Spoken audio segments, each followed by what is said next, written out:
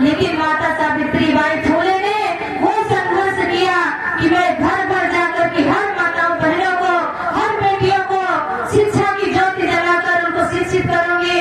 आज उनकी देन है कि अनूपा बौद्ध मंच पे बोल से पहले पूरे विश्व में मानवता का संदेश देने वाले विश्व गुरु तथागत गौतम बुद्ध जी के चरणों में सादर नमन करते हुए जितने भी भारत देश के कोने कोने से मूल निवासी महान पुरुष जन्मे हुए हैं, वीर वीरांगनाएं जन्मे हुए हैं, एक स्वर में मैं उन सभी महान पुरुषों के चरणों में श्रद्धा सुमन अर्पित करते हुए सत सत नमन वंदन करती हूँ। मंचासीन मंच में उपस्थित सभी पहले पूज्य भिक्षु सर्व को मैं सादर वंदन करती हूँ। उनके साथ मंच में मंचासीन सभी अतिथिगण उपस्थित हैं और साथ में हमारी कलाकार टीम गुरुदेव राय भैया की टीम है। उन सबको मैं एक स्वर में इस मंच के माध्यम से स्वागत वंदन करती हूँ। और हमारे मीडिया टीम के भाई, पूरी टीम के हमारे भाई बंधु लोग उपस्थित हैं। आप सब लोगों के हक अधिकार की आवाज को जो हम लोग जगह जगह ये कार्यक्रम रखते हैं, तो इस कार्यक्रम के माध्यम से उन्होंने अपने चैनल के माध्यम से इस आवाज को बुलंद करने का काम करते हैं। उनका भी स्वागत वंदन अभिनंदन करती हूँ। और उनके पहले कुछ देर पहले शासन प्रशासन के लोग भी आए हुए थे हम सबकी रक्षा सुरक्षा के लिए, उनका भी धन्यवाद करती हूँ। और इस ललियारी की पावन प्रांगण में उपस्थित हमारे बहुत दूर दराज से आए हुए बुजुर्ग माता पिता भाई बहन नन्हे मुन्ने बच्चे, आप सभी लोगों का मैं इस मंच के माध्यम से हार्दिक स्वागत अभिनंदन करती हूँ। आप सभी लोग कीमती समय देकर के आए हैं और समय भी बहुत कम बचा है, तो आप सब लोग बस थोड़ा समय और इंतजार करिए। तो मैं ज्यादा समय न लेते हुए अपने उन महापुरुषों की विचारधारा की ओर चलते हैं, इसलिए ये ललियारी के प्रांगण में 8वां बौद्ध महोत्सव मनाया गया है। और इस ललियारी के प्रांगण बौद्ध महोत्सव के आयोजन जितने भी हमारे बौद्ध जन सेवा संघ के साथी हैं, मेरे भाई बहन हैं, उन सबको मैं मंच के माध्यम से धन्यवाद देती हूँ। और मेरा एक ही उद्देश्य है कि मैं इसी ललियारी की पावन प्रांगण से जागृत हुई हूँ और धन्यवाद बौद्ध जन सेवा संघ का करती हूँ कि मैं यहाँ की ही शिक्षा पाकर, जो अभी हमारे अनुरुद्ध भैया जी ने बहुत अच्छी आपको बात बताए, ये पाठशाला है, यहाँ से हम लोग शिक्षित होते हैं, ज्ञान मिलता है, तो हम अपने विचार को कहीं भी रख सकते हैं। तो इसी पाठशाला की मैं भी पढ़ी लिखी हूँ और आप लोगों के बीच में बोल रही हूँ, इसलिए बौद्ध जन सेवा संघ का बहुत बहुत धन्यवाद है। और आप लोगों के जो महान पुरुषों का संघर्ष रहा, अब उनकी ओर चलते हैं ज्यादा समय न लेते हुए। तो सबसे पहले कहना है कि बिन कारण कोई किसी के विरुद्ध नहीं होता, बिन कारण कोई किसी के विरुद्ध नहीं होता, बिन कारण कोई किसी के विरुद्ध नहीं होता, जाति से कोई कभी अशुद्ध नहीं होता। कुछ तो कारण दिखा होगा इस धर्म में, वरना महलों का राजकुमार आज गौतम बुद्ध नहीं होता, गौतम बुद्ध नहीं होता। आप लोग इन महान पुरुषों की विचारधारा को हमारे वक्ताओं के द्वारा बहुत अच्छे से सुने हैं। और हमारी छोटी बहन मनीषा बौद्ध ने आप लोगों को वो स्पीच दे करके जागृत की है कि अगर आप लोगों में महापुरुषों की विचारधारा, महापुरुषों का खून रग रग में दौड़ रहा होगा, तो आपका भी खून खौल जाएगा। उन महापुरुषों की दुखद घटनाओं को सुनते हुए जिन्होंने त्याग बलिदान करके के लायक बनाए हैं। इस मंच के माध्यम से आज अनूपा गौड़ बोल रही है तो ये महान पुरुषों की देन है। और आप लोगों ने तो सिर्फ सुना होगा कि रामायण में सुना होगा कि हनुमान जी ने तो अपनी पूंछ में आग लगा करके लंका को जलाया है, लेकिन हमारे वो महापुरुष डॉक्टर भीमराव अम्बेडकर ने एक कलम की नोक पर पूरे भारत को उठाया है, पूरे भारत को उठाया है। आप लोग गौर करिए, आप लोगों को गौरवान्वित होना चाहिए कि हम उस महान पुरुष के वंशज हैं जिन्होंने हमको ललकार कर जीने का अधिकार दिलाया। नहीं तो हम सब कीड़े मकोड़े की तरह दबे कुचले पड़े थे, हमारी कोई पहचान नहीं थी, हमको जातियों में बांटकर अलग किया।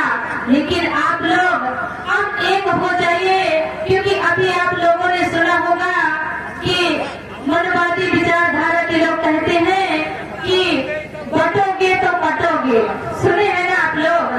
तो हम कहते हैं कि ना हम बटेंगे ना हम कटेंगे, हम एकजुट होकर के उनके सीने पर डटेंगे और लड़कर अपना अधिकार छीन लेंगे।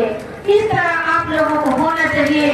जिस तरह मैं इस मंच के माध्यम से बोल रही हूँ, वो भी देन माता सावित्री बाई फुले की है, माता फातिमा ज़ैद की है, जो अपने अपमान को सहकर भी जिनके ऊपर कीचड़ गोबर फेंका जाता था, उन्होंने अपने अपमान को नहीं देखा। आज हम महिलाएं हैं कि थोड़ा सा कोई कुछ बोल देता है तो हम बैठ जाते हैं कि समाज क्या कहेगा, लेकिन माता सावित्री बाई फुले ने वो संघर्ष किया कि मैं घर घर जाकर के हर माताओं बहनों को, हर बेटियों को शिक्षा की ज्योति जलाकर उनको शिक्षित करूंगी। आज उनकी देन है कि अनूपा गौड़ मंच पे बोल रही है।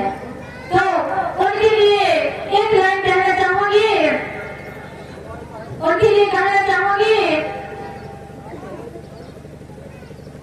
माता सावित्री बाई फुले ने जो सम्मान आपको दिलाया है और बाबा साहब अम्बेडकर ने जो सम्मान दिलाया है, उनके लिए हम सबको डरना नहीं चाहिए। इसलिए कहना है कि मौत का डर उन्हें लगता है जिनके कर्मों में दाग है, मौत का डर उन्हें लगता है जिनके कर्मों में दाग है। हम बाबा साहब की औलाद हैं, हमारे तो खून में ही आग है, हमारे तो खून में ही आग है। आप सबको उन महापुरुषों की तरह खून खोलना चाहिए कि अगर हमारे महापुरुषों की वो विचारधारा जन जन तक अगर दौड़ जाएगी, रंग रंग में दौड़ेगी, तो आप सब हमारे जैसे नशा चढ़ जाएगा उन महापुरुषों का, और मेरे जैसे पागल होकर गली गली घूमने लगेंगी और जन जन को जगाने का काम करेंगी। इसलिए बाबा साहब ने आप सबको जो अधिकार दिए संविधान में लिखकर, उन्होंने कहा है कि हे महापुरुष, हे इस देश के मूल निवासी, अगर आपके पैर में जूते न हो लेकिन आपके हाथों में कलम और किताब जरूर होना चाहिए। इसलिए बाबा साहब के लिए दो लाइन कहना चाहती हूँ कि भीम ने कहा है पढ़ना सीखो। जो हमको जातिवादी में बांटे हैं, उनको आप लोग लड़का करके सुना दीजिए कि अब हम अलग नहीं होने वाले हैं। हमारे बाबा साहब ने जो अधिकार दिया, उनको हम बता रहे हैं कि भीम ने कहा है पढ़ना सीखो, जातिवाद से लड़ना सीखो, क्यों करते हो सलामी, छोड़ दो गुलामी यारो, छोड़ दो गुलामी, छोड़ दो गुलामी यारो, छोड़ दो गुलामी। आप सबको गुलाम बन के नहीं जीना है, आप सबको उन महापुरुषों की औलाद, उन महापुरुषों की वंशज गौरवान्वित होकर के जीना है जिन्होंने हमें संविधान में अधिकार दिया। और वो संविधान जो बाबा साहब ने, जो वेदों ने अधिकार नहीं दिया, महिलाओं को किसी वेद ने अधिकार नहीं दिया, लेकिन बाबा साहब ने आपको पुजारी बनने का अधिकार दे दिया। इसलिए कहना है कि वेदों से बड़ा कोई धोखा नहीं होगा, वेदों से बड़ा कोई धोखा नहीं होगा।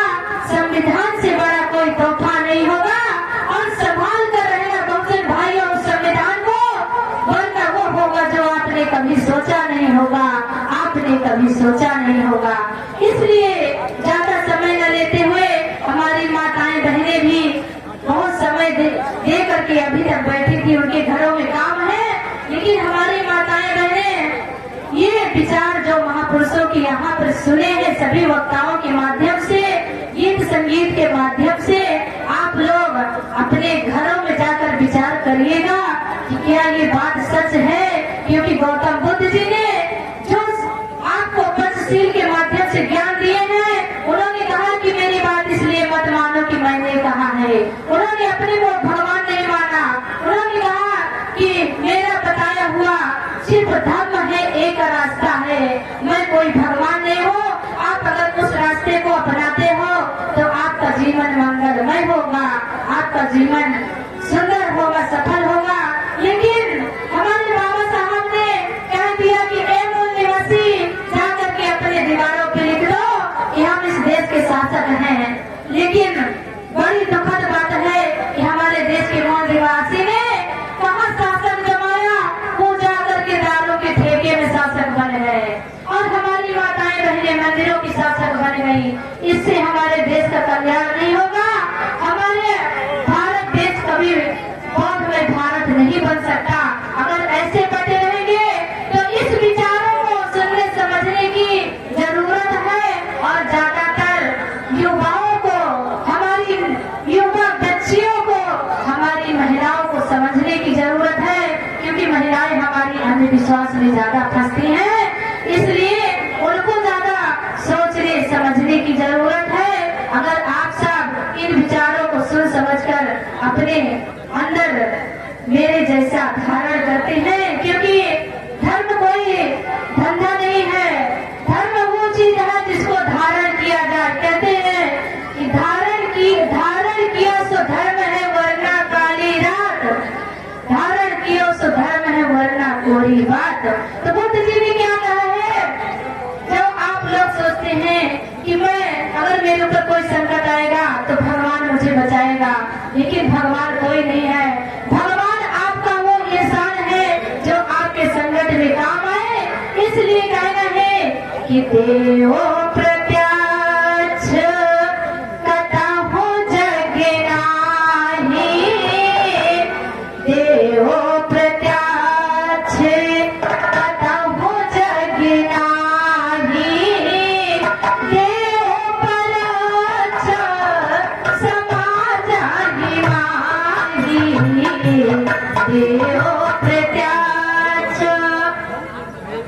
आप सब लोग गौतम बुद्ध जी ने यही आपको वचन दिए कि देव प्रत्यक्ष कहीं नहीं है, जो कुछ है हम और आप हैं। अगर हम आप एक दूसरे के विचारों को मानते हैं, एक दूसरे के साथ तालमेल बना के चलते हैं और जाति भेद से अलग उठ करके एक भाईचारा के साथ एक मंच और एक माइक के मंच पे एक राष्ट्र के साथ हम लोग आते हैं, तो ऐसा कोई इंसान नहीं है कि हम अपने संसद में अपना कब्जा न कर पाए। इसलिए यहीं से मैं अपनी वाणी को विराम देती हूँ, क्योंकि समय भी बहुत कम है। इसलिए आखिरी लाइन में कहना चाहूंगी कि वक्त बहुत कम है, जितना दम है लगा दो। ये बात मैं हर जगह कहती हूँ कि समय बहुत तेज चलता है और आप लोग अगर समय को नहीं देखेंगे तो फिर बहुत पछताएंगे। इसलिए कहना है कि वक्त बहुत कम है, जितना दम है लगा दो। कुछ लोगों को मैं जगाती हूँ, कुछ लोगों को आप जगा दो, कुछ लोगों को आप जगा दो। नमो बुद्धाय। जय भीम, जय भारत, जय संविधान, जय